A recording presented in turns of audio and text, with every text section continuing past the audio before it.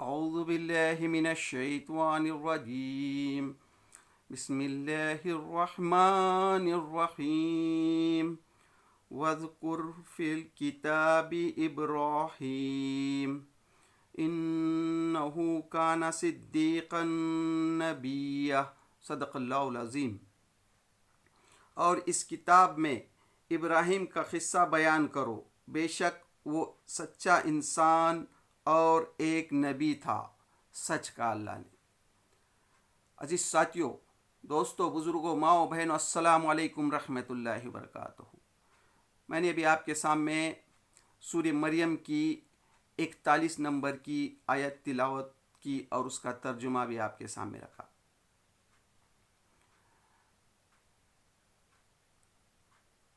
سیرت ابراہیم میں آج انشاءاللہ ہم سورہ مریم کا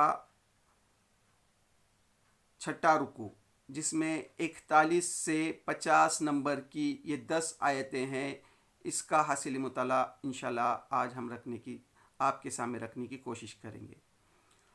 قرآن مجید کی 114 سورتوں میں سے 25 سورتوں میں 69 دفعہ حضرت ابراہیم علیہ السلام کا تذکرہ آیا ہے۔ قرآن مجید میں حضرت موسیٰ علیہ السلام کے بعد سب سے زیادہ ابراہیم علیہ السلام کا تذکرہ آیا ہے۔ دنیا کی بڑی بڑی قومیں جو ہیں وہ ابراہیم علیہ السلام پر ایمان رکھتی ہیں۔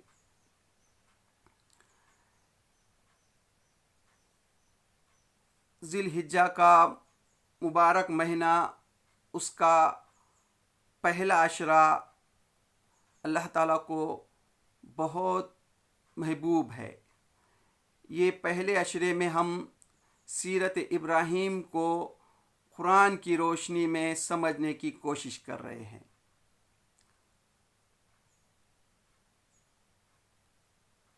ابھی جو میں نے تلاوت کی سورہ مریم کی 41 نمبر کی آیت میں، اس میں اللہ تعالیٰ فرما رہا ہے، اور اس کتاب میں ابراہیم کا قصہ بیان کرو، وہ سچا انسان اور ایک نبی تھا۔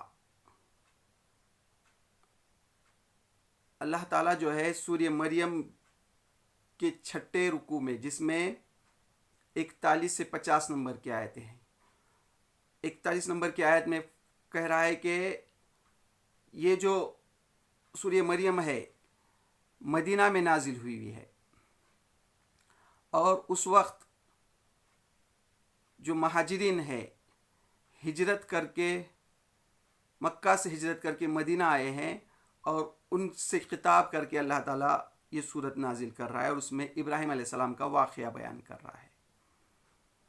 ابراہیم علیہ السلام جو ہے تو ایک سچے انسان اور ایک نبی تھے۔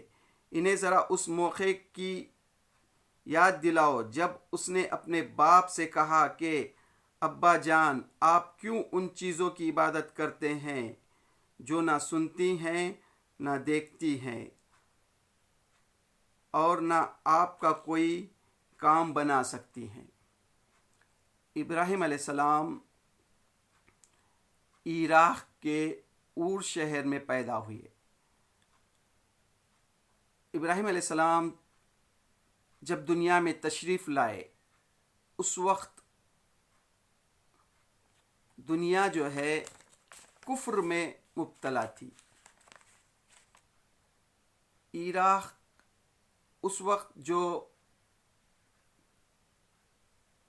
لوگ عراق، مصر، ہمارا ملک ہندوستان اور چائنا، یہ 4 جگہ پہ لوگ رہتے تھے جہاں بڑی بڑی ندیاں تھیں۔ عراق میں جو دریائے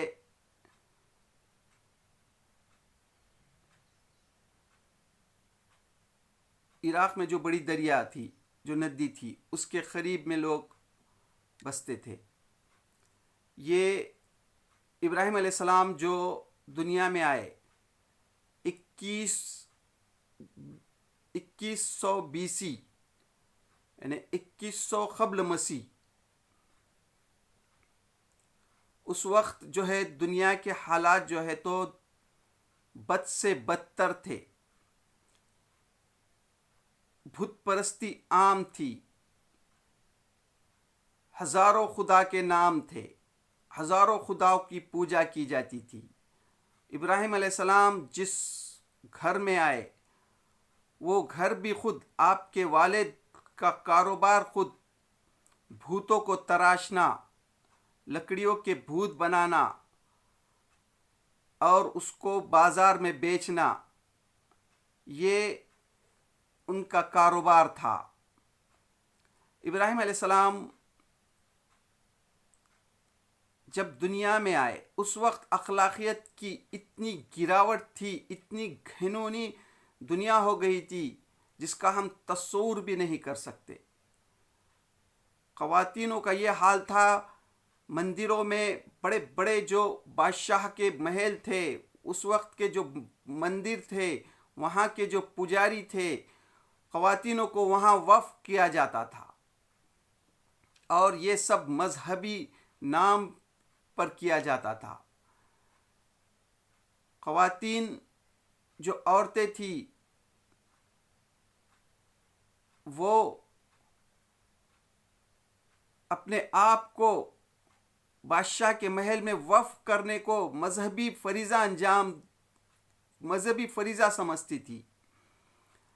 کم سے کم اس وقت کی عورتوں کو نجات کے لیے کم سے کم ایک بار اپنے آپ کو کسی غیر مرد کے حوالے کر دینا یہ نجات کا ذریعہ سمجھا جاتا تھا۔ اس وقت کا جو بادشاہ تھا وہ بڑا تاجر تھا، وہ زمیندار تھا، اس کی بڑی بڑی زمینات تھے، کارخانے تھے۔ وہاں کے جو قدیم جو کھدائی کے بعد جو وہاں کی جو جدید تحقیق ہوئی ہے اس سے اندازہ لگتا ہے کہ وہ بہت بڑا تجارتی منڈی تھی عراق کی، اور شہر۔ وہاں پر اس وقت تقریباً 2.5 سے 5 لاکھ کی آبادی بتائی جاتی ہے۔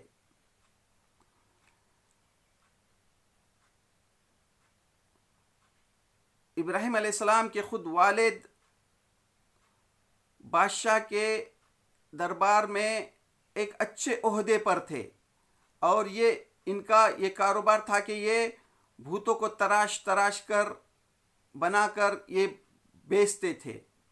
ایسے ماحول میں ابراہیم علیہ السلام پیدا ہوتے ہیں۔ بچپن ہی سے آپ اپنے ابو سے سوال کرتے ہیں، ابو جان مجھ کو کس نے پیدا کیا؟ ابو کہتے ہیں ان کے کہ میں نے۔ تو آپ کو کس نے پیدا کیا؟ ان کے باپ نے۔ پھر ان کو کس نے پیدا کیا؟ ایسے سوالات اپنے ابو سے کرتے ہیں، اپنے قوم سے بھی وہ سوالات کرتے ہیں۔ تو اس طرح سے پورے شہر میں ابراہیم علیہ السلام مشہور ہو گئے تھے۔ پھر اس کے بعد جب آپ بڑے ہو گئے، جوان ہو گئے، تو یہی سوالات کرتے تھے۔ تو ایک دن جو ہے جب اللہ تعالیٰ نے آپ کو نبوت عطا کی، جس طرح سے نبی کریم جب آپ جوان ہو گئے تو غور فکر کرتے تھے کہ یہ جو ان کے شہر کے لوگ ہیں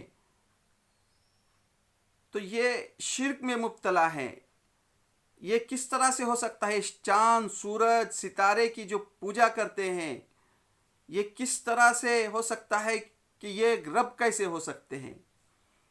ایسے عجیب عجیب سوال ابراہیم علیہ السلام کرتے تھے، اور ان کے اندر وہ کھٹکتی تھی، کیونکہ اللہ تعالیٰ جو ہے، اللہ کے جو نبی ہوتے ہیں، اللہ تعالیٰ ان کی بچپن سے ہی ایسی تربیت کرتا ہے کہ وہ کبھی شرک میں مبتلا نہیں ہوتے۔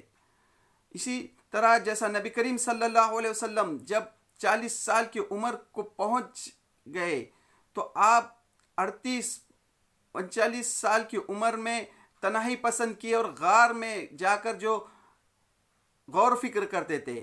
تو اسی طرح ابراہیم علیہ السلام بھی جب جوان ہو گئے تو غور و فکر کرنے لگے. تو ایک رات جب آپ نے تارا دیکھا، پھر اور تارے سے کہا کہ تارا جب دیکھا تو کہا کہ یہ میرا رب ہے. پھر وہ ڈوب گیا تو پھر کہا کہ ڈوبنے والا میرا رب کیسا ہو سکتا ہے. پھر اس کے بعد آپ نے چاند دیکھا، پھر وہ بھی ڈوب گیا. پھر وہی کہا آپ نے کہ ڈوب جانے والا میرا رب کیسا ہو سکتا ہے. پھر صبح کو جب سورج دیکھا تو وہ بھی جب ڈوب گیا. یعنی اس طرح سے اللہ تعالیٰ نے اس کے بعد ابراہیم علیہ السلام نے دعا کی کہ اللہ نے میری اگر رہنمائی نہیں کی تو میں بھی گمراہ میں سے ہو جاؤں گا. اللہ تعالیٰ نے آپ کو جب نبوت عطا کی تو اس کے بعد آپ اپنے والد سے یہ سوال کر رہے ہیں. انہیں ذرا اس موقع کی یاد دلاؤ جب اس نے اپنے باپ سے کہا کہ ابو جان آپ کیوں ان چیزوں کی عبادت کرتے ہیں جو نہ سنتی ہیں نہ دیکھتی ہیں اور نہ وہ آپ کا کوئی کام بنا سکتی ہیں. پھر نبی بنانے کے بعد جب ابراہیم علیہ السلام نے اپنے والد سے کہا پیارے انداز میں، بڑی پیارے انداز میں، محبت بھرے انداز میں اپنے ابو سے کہہ رہے ہیں ابو جان آپ ایسی چیزوں کی کیوں پوجا کرتے ہیں جو نہ سنتی ہیں نہ دیکھتی ہیں نہ کھاتی ہیں نہ پیتی ہیں. پھر آگے اپنے ابو سے کہتے ہیں ابو جان میرے پاس ایک ایسا علم آیا ہے جو آپ کے پاس نہیں آیا ہے. پیار بھرے انداز میں اپنے ابو سے کہہ رہے ہیں ابو جان. ابو جو ہے تو ان کے بچپن میں ٹھیک ہے آپ ان کی بات ٹالتے تھے، لیکن اب بچہ جو ہے تو جوان ہو چکا ہے اور اس طرح کے بات کہہ رہا ہے. تو اب ان کے ابو جو ہے خود اس بھوتوں کا کاروبار کرتے ہیں، تو وہ جانتے ہیں اگر ابراہیم کی بات مانی جائے تو ان کا جو ہے بزنس ٹھپ ہو جائے گا. لیکن ابراہیم علیہ السلام اپنے ابو کو سمجھا رہے ہیں اور آپ میرے کہہ رہے ہیں ابو جان میرے پاس ایسا علم آیا ہے، یعنی اللہ تعالیٰ نے آپ کو نبی بنائے، وہ ایسا علم آیا ہے جو آپ کے پاس نہیں، جو آپ کے پاس نہیں. آپ میرے پیچھے چلے. ابو کو کہہ رہے ہیں آپ جو ہے تو میرے پیچھے چلیے، میں آپ کو سیدھا راستہ بتاؤں گا، میں آپ کو جو ہے تو سیدھا راستہ دکھاؤں گا. ابو جان آپ شیطان کی بندگی نہ کرے. حالانکہ شیطان کی بندگی نہیں کرتے تھے ان کے ابو، وہ تو بھوتوں کو تراشتے تھے، لیکن شیطان نے ان کے یعنی وہ شیطان کی سرپرستی میں یہ کام کرتے تھے، یعنی شیطان کے راستے پہ تھے. تو ابراہیم علیہ السلام کہتے ہیں اپنے ابو سے ابو جان آپ شیطان کی بندگی نہ کرے، شیطان تو رحمان کا نافرمان ہے. شیطان جو ہے رحمان کا، اللہ تعالیٰ کا جو کائنات کا رب ہے اس کا نافرمان ہے شیطان. آپ اس کی بندگی نہ کیجئے. ابو جان مجھے ڈر ہے کہ کہیں آپ رحمان کے عذاب میں مبتلا نہ ہو جائے. اپنے ابو سے کہہ رہے ہیں پیارے انداز میں ابو جان مجھے ڈر ہے کہ آپ جو ہے کہیں ابو جان مجھے ڈر ہے کہ کہیں آپ رحمان کے، اللہ تعالیٰ کے، رحمان جو تمام کائنات کا رب ہے اس کے عذاب میں کہیں مبتلا نہ ہو جائے اور شیطان کے ساتھی بن کر رہیں گے نہ رہے. کہیں مجھے ڈر ہے کہ آپ جو یہ بت پرستی کرتے ہیں، آپ جو یہ کام کرتے ہیں، تو مجھے اس سے ڈر ہے کہ آپ جو ہے رحمان کے عذاب میں مبتلا ہو جائیں گے اور شیطان کے ساتھی بن کر رہ جائیں گے. باپ نے کہا اب جو ہے ان کے ابو جو ہے ٹھیک ہے بچپن میں برداشت کرتے تھے، لیکن اب جب بچہ جوان ہو چکا ہے تو باپ کہتا ہے، باپ نے کہا ابراہیم کیا تو میرے معبودوں سے پھر گیا ہے؟ ابراہیم سوال کرتے ہیں ابراہیم علیہ السلام سے ان کے ابو، اے ابراہیم کیا تو میرے معبودوں سے پھر گیا ہے؟ اگر تو باز نہ آیا تو میں تجھے پتھر مار ڈالوں گا. اس طرح سے ان کے ابو جو ہے ابراہیم علیہ السلام کو دھمکی دیتے ہیں، ابراہیم اگر تو اس طرح کے سوالات سے باز نہ آیا تو میں تجھے پتھر مار کے ختم کروں گا. بس تو ہمیشہ کے لیے مجھ سے الگ ہو جا، بس تو جو ہے تو ہمیشہ کے لیے مجھ سے الگ ہو جا. ٹھیک ہے میں نے تیری بات جو ہے تجھے برداشت کیا، بچپن میں تو نے सवालात किए, मैंने तुझे बर्दाश्त किया, लेकिन अब तू बड़ा हो चुका है, तू अब जवान हो चुका है, अब मैं तुझे बर्दाश्त नहीं करूँगा, तू जो है तो बाज आ जा, वरना तू हमेशा के लिए हमसे जुदा हो जा। इब्राहिम अलैहिस्सलाम ने कहा, सलाम हो आप पर, और मैं अपने रब से दुआ करूँगा कि आपको माफ़ करे। इब्राहिम अलैहिस्सलाम जो है कहते हैं कि सलाम हो आप पर, आपके लिए मैं अपने रब से दुआ करूँगा, अल्लाह ताला से दुआ करूँगा। मेरा रब मुझ पर बड़ा ही मेहरबान है, अल्लाह ताला मेरा जो है मुझ पर बहुत मेहरबान है। मैं आप लोगों को भी छोड़ता हूँ और उन हस्तियों को भी जिन्हें आप लोग खुदा को छोड़कर पुकारते हैं। मैं जो है आपको भी छोड़ता हूँ और उन हस्तियों को भी जो आप खुदा को छोड़कर पुकारते हैं, मैं उन सब को छोड़ता हूँ। मैं तो अपने रब ही को पुकारूंगा, मैं तो अपने रब ही को पुकारूंगा, मैं तो सिर्फ़ और सिर्फ अल्लाह ताला को ही पुकारूंगा। उम्मीद है कि मैं अपने रब को पुकार कर नामुराद ना होऊंगा, उम्मीद है कि मैं अल्लाह को पुकार कर कब नामुराद नहीं होऊंगा। बस जब वो उन लोगों से और उनके माबूदान गैर अल्लाह से जुदा हो गया, तो हमने इसको इसाक और याकूब जैसी औलाद दी। फिर जब इब्राहिम अलैहिस्सलाम उनसे अलग हो गए तो अल्लाह ताला ने उनको, यहाँ फरमा रहा अल्लाह ताला, उनको इसाक और याकूब जैसी औलाद दी। इसाक अलैहिस्सलाम और पोता जो है तो याकूब अलैहिस्सलाम। अल्लाह ताला ने ये जो है बड़ा गैप है बीच में, इब्राहिम अलैहिस्सलाम के साथ क्या मामला होता है ये दूसरे सूरतों में हम देख चुके हैं। फिर अब अपने कौम को भी यही समझाते हैं, फिर किस तरह से मंदिर में घुसते हैं, फिर भूतों को तोड़ते हैं, फिर कौम जिस तरह से भागी भागी आती है, फिर नमरूद के पास ली जाती है, फिर उनको जो है तो आग में डाला जाता है। फिर उसके बाद आप हिजरत करके शाम, सीरिया, मिस्र होते हुए फ़लस्तीन जो आते हैं, अपने मिशन को लेकर मिस्र जाते हैं। मिस्र का बादशाह का भी वाक़या, जो आप वहाँ का जो बादशाह जो था ज़िनाखोर बदमाश, जो बदमाश ज़िनाखोर था, अच्छी जो भी वहाँ पर जो ख़वातीन होती हैं, जो खूबसूरत ख़वातीन होते हैं, उससे जो है वो अपने ताल्लुक़ात क़ायम करता था। जब ये मिशन पर मिस्र गए तो वहाँ पर जब हज़रत इब्राहिम अलैहिस्सलाम और सहारा अलैहिस्सलाम को जब देखा तो उसने ख्वाहिश ज़ाहिर की कि सहारा अलैहिस्सलाम के साथ ताल्लुक़ क़ायम करे। तो अल्लाह ताला ने फिर सहारा अलैहिस्सलाम को किस तरह से बचाया, फिर इस तरह से उसको जो बीमारी दी तो वो समझ गया कि सहारा अलैहिस्सलाम के साथ जो है और इब्राहिम अलैहिस्सलाम के साथ जो एक बहुत बड़ी शक्ति है। वो अपनी ख्वाहिश से बाज रहा और अपनी हरकत से बाज आया और अपनी बेटी को जो है इब्राहिम अलैहिस्सलाम की ग़ुलामी में दिया। फिर इब्राहिम अलैहिस्सलाम और सहारा अलैहिस्सलाम जब फ़लस्तीन आते हैं तो सहारा अलैहिस्सलाम जो है इब्राहिम अलैहिस्सलाम का निकाह जो है मिस्र के बादशाह की बेटी जो है हाजर अलैहिस्सलाम से करते हैं। फिर हाजर अलैहिस्सलाम से इस्माइल अलैहिस्सलाम होते हैं। इस्माइल अलैहिस्सलाम जब पैदा होते हैं तो अल्लाह ताला फिर इब्राहिम अलैहिस्सलाम को जो हुक्म देता है कि आप इनको मक्का में जहाँ बैतुल्लाह है, खान काबा है, खान काबा की जगह है, वहाँ पर छोड़ाए, रेगिस्तान में जो अल्लाह के हुक्म से आप उनको वहाँ पर छोड़ आते हैं। वो भी वाक़या जो है हम देख चुके हैं और आप मालूम है फिर वहाँ जिस तरह से इस्माइल अलैहिस्सलाम जो छोटे बच्चे होते हैं वो प्यास से यानी माँ की छाती में दूध भी नहीं रहता, तो माँ जो है वो दो पहाड़ पे जो चक्कर मारती हैं सफ़ा और मरवा पर, तो कि कहीं कोई कुछ नज़र आए, तो वो अदा भी अल्लाह ताला को इतनी पसंद आती है कि आज जो है 20 लाख जो हाजी हैं जो हज को गए हैं सफ़ा व मरवा का वो भी चक्कर लगाएंगे। वो सुन्नत को अल्लाह ताला क़यामत तक ज़िंदा रखा है अल्लाह ताला ने।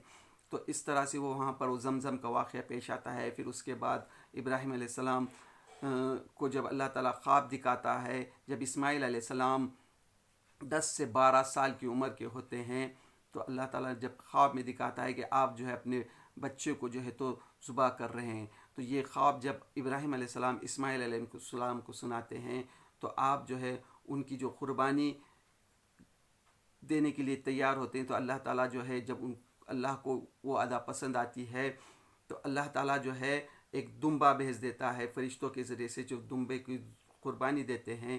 تو اس طرح سے وہ بھی قیامت تک کے لیے آنے والے مسلمانوں انسانوں کے لیے قربانی جو ہے تو واجب کی اللہ تعالیٰ نے. تو یہ بھی ابراہیم علیہ السلام کی سنت ہے. پھر اس کے بعد اللہ تعالیٰ آپ کو خوشخبری دیتا ہے حضرت سحرا علیہ السلام کے ذریعے آپ کو حضرت یعقوب علیہ السلام اور حضرت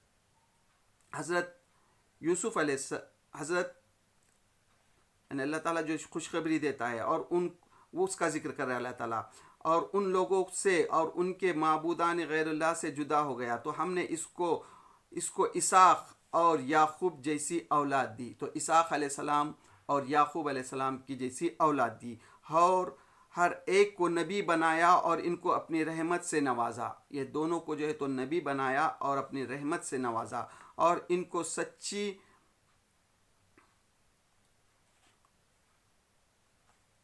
اور دونوں کو نبی بنایا اور ان کو جو ہے تو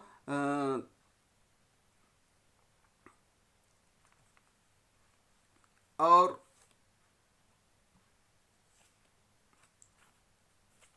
ان کے باپ نے کہا اور ان کو اپنی رحمت سے نوازا اور انہیں اونچے درجے کی نیک نامی عطا کی. یعنی ان کو جو ہے تو نبوت بھی دی اور اونچا درجہ کیا. یعنی یہاں پہ اللہ تعالیٰ کہہ رہا ہے کہ ابراہیم علیہ السلام جب ہجرت کر کے عراق سے فلسطین گئے تو اللہ تعالیٰ نے ان کو جو ہے ضائع نہیں کیا بلکہ ان کو اپنی رحمت سے نوازا اور انہیں اونچے درجے کی نیک نامی عطا کی.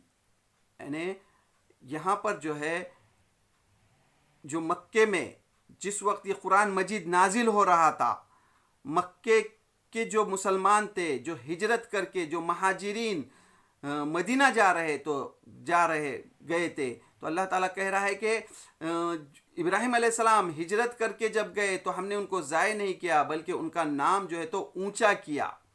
تو اس طرح سے اس وقت جب یہ قرآن مجید نازل ہو رہا تھا اس وقت کے مسلمانوں کو اور آج بھی اس کا کیا پیغام ہے اس پر بھی ہم کو غور کرنا چاہیے. آج بھی دنیا میں جو لوگ بھی اللہ کی راہ میں جدوجہد کرتے ہوئے جو شہید ہو رہے ہیں جو لوگ بھی اللہ کی راہ میں جدوجہد کرتے ہوئے جو مصیبتیں اٹھا رہے ہیں جو تکلیف جھیل رہے ہیں تو ان کا اللہ تعالیٰ نام جو ہے تو قیامت تک بلند رکھتا ہے.